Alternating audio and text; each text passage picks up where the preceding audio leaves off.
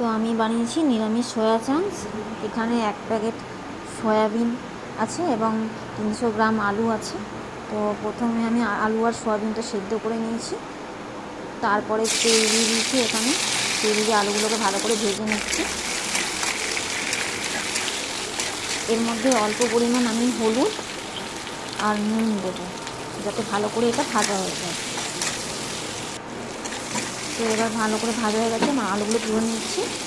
তুলে নেওয়ার পরে এখানে আমি সয়া চাংসগুলোকে আমি ভেজে নেবো ভালো করে। এর মধ্যে অল্প হলুদ দিয়ে দেবো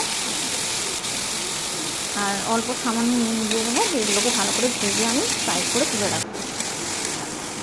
তো ভাজা হয়ে গেছে। এবার আমি অল্প সামান্য তেল দিচ্ছি, 2 চামচের মতো তেল দিয়ে এর মধ্যে 5 ফোড়ন দিয়ে দিলাম, একটা তেজপাতা দিয়ে দিলাম। একটু ভেজে নেব। ভেজে নিয়ে এর মধ্যে জিরে গুঁড়ো 1.5 চামচের মতো, 1.5 থেকে 2 চামচ জিরে গুঁড়ো দেবো। জিরে গুঁড়ো ভাজা হয়ে গেছে। এবার টমেটো পিউরিটা দিয়ে দেবো, দিয়ে হালকা করে ভেজে নিচ্ছি। ভাজা হয়ে গেছে। এরপরে হলুদ দেবো, হলুদ দিয়ে একটু সামান্য ভেজে নিয়ে ভাজা হয়ে গেছে, ভালো করে ভেজে নিচ্ছি। তো এবার শুকনো শুকনো হয়ে এসছে, জলটা মরে গেছে। এরপর আমি এর মধ্যে আলু দিয়ে দেবো, আলু আর সয়াবিনগুলো দিয়ে দেবো, দিয়ে আমি এটাকে ভালো করে কষাবো।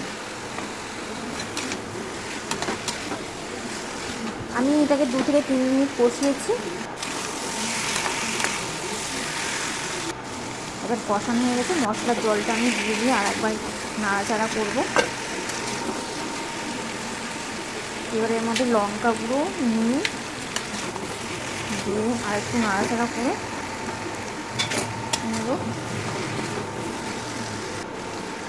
এরপরে জল দিয়ে দেবো আর এর মধ্যে গরম মশলা দিয়ে দেবো,